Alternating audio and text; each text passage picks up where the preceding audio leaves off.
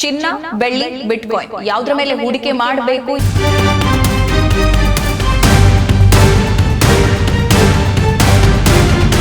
ಭಾರತೀಯರನ್ನ ಯಾವುದು ಶ್ರೀಮಂತರನ್ನಾಗಿ ಮಾಡಿಸಿದೆ?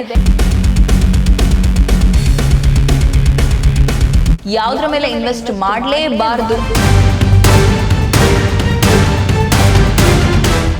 ಚಿನ್ನ, ಬೆಳ್ಳಿ, ಬಿಟ್ಕಾಯಿನ್ ಯಾವುದರ ಮೇಲೆ ಹೂಡಿಕೆ ಮಾಡಬೇಕು, ಯಾವುದು ಝೀರೋ ಇನ್ವೆಸ್ಟ್ಮೆಂಟ್ ಆಗಿಬಿಡುತ್ತೆ ಅನ್ನೋ ಗೊಂದಲ ಪ್ರತಿ ವರ್ಷವೂ ಕೂಡ ಎಲ್ರಿಗೂ ಇರುತ್ತೆ. ಹಾಗೆ ಕಳೆದ ವರ್ಷ ಈ ಮೂರು ಯಾವುದು ಚಿನ್ನ, ಬೆಳ್ಳಿ ಮತ್ತು ಬಿಟ್ಕಾಯಿನ್ ಎಲ್ಲದರ ಮೇಲೆ ಇನ್ವೆಸ್ಟ್ ಮಾಡಿದರೆ ಯಾರಿಗೆ ದೊಡ್ಡ ಮಟ್ಟಿನ ಇನ್ವೆಸ್ಟ್ಮೆಂಟ್ ಸಿಕ್ಕಿದೆ, ಜೊತೆಗೆ ಭಾರತೀಯರನ್ನ ಯಾವುದು ಶ್ರೀಮಂತರನ್ನಾಗಿ ಮಾಡಿಸಿದೆ ಎಲ್ಲವನ್ನ ಈ ರಿಪೋರ್ಟ್ ಅಲ್ಲಿ ನೋಡೋಣ. ಹಾಗೇನೆ ಒಂದರ ಮೇಲೆ ಇನ್ವೆಸ್ಟ್ ಮಾಡಿರೋದು ಝೀರೋ ರಿಟರ್ನ್ಸ್ ಅನ್ನ ಕೊಟ್ಟಿದೆ, ಯಾವುದೇ ₹1 ಲಾಭ ಕೂಡ ಆಗಿಲ್ಲ. ಯಾವುದು ಆ ಇನ್ವೆಸ್ಟ್ಮೆಂಟ್, ಯಾವುದರ ಮೇಲೆ ಇನ್ವೆಸ್ಟ್ ಮಾಡಲೇಬಾರದು ಎಲ್ಲವನ್ನ ಈ ರಿಪೋರ್ಟ್ ಅಲ್ಲಿ ನೋಡೋಣ.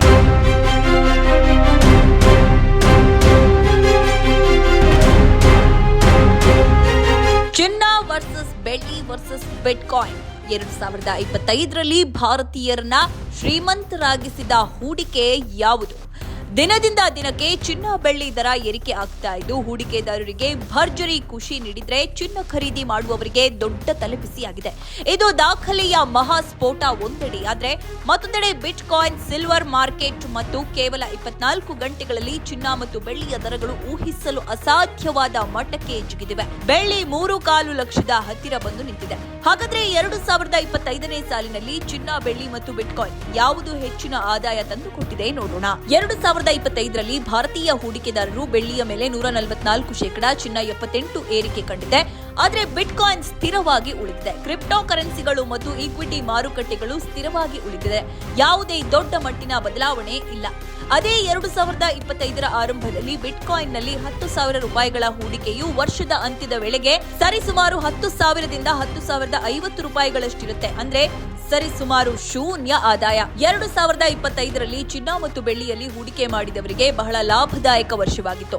ಆದರೆ ಬಿಟ್ಕಾಯಿನ್ ಉತ್ಸಾಹಿಗಳಿಗೆ ಇದು ಮಂದಗತಿಯ ಅವಧಿಯಾಗಿತ್ತು. ಈ ವರ್ಷ ಬೆಳ್ಳಿ ಸಂಪೂರ್ಣ ಆದಾಯ ವಿಷಯದಲ್ಲಿ ಅತ್ಯುತ್ತಮ ಹೂಡಿಕೆಯಾಗಿ ಹೊರಹೊಮ್ಮಿದೆ. ನಂತರದ ಸ್ಥಾನದಲ್ಲಿ ಚಿನ್ನವಿದೆ. 1,48,100 ಇದ್ದ 10 ಗ್ರಾಂ ಚಿನ್ನ ಮಂಗಳವಾರ 5,100 ಏರಿಕೆಯಾಗಿ 1,53,200ಕ್ಕೆ ತಲುಪಿದೆ. ಕೇವಲ ಒಂದೇ ದಿನದಲ್ಲಿ ಬೆಳ್ಳಿಯ ಬೆಲೆ 20,400 ಹೆಚ್ಚಳವಾಗಿದೆ. ಆದರೆ ಕೆಜಿಗೆ ದಾಖಲೆಯ 3,23,000 ತಲುಪಿದೆ. ಕೇವಲ ಒಂದೇ ದಿನದಲ್ಲಿ ಬೆಳ್ಳಿಯ ಬೆಲೆ 20,400 ಹೆಚ್ಚಳವಾಗಿದೆ.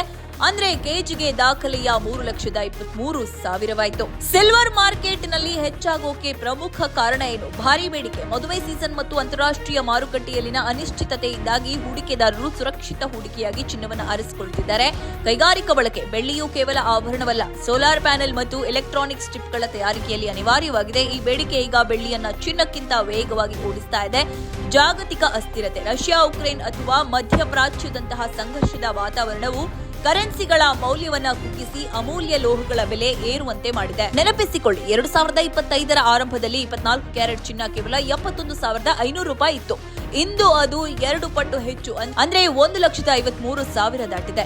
ಇನ್ನು ಬೆಳ್ಳಿ ₹90,500 ನೇರವಾಗಿ ₹3,23,000ಕ್ಕೆ ಜಿಗಿದಿದೆ.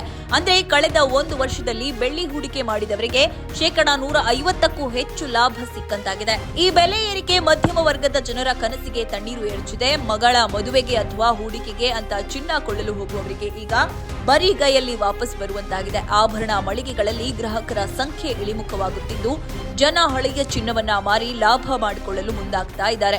ಬಂಗಾರ ಮತ್ತು ಬೆಳ್ಳಿ ಈಗ ಕೇವಲ ಆಭರಣಗಳಾಗಿ ಉಳಿದಿಲ್ಲ, ಅವು ಜಾಗತಿಕ ಆರ್ಥಿಕತೆಯ ಅಸ್ಥಿರತೆಯ ಸಂಕೇತವಾಗಿದೆ.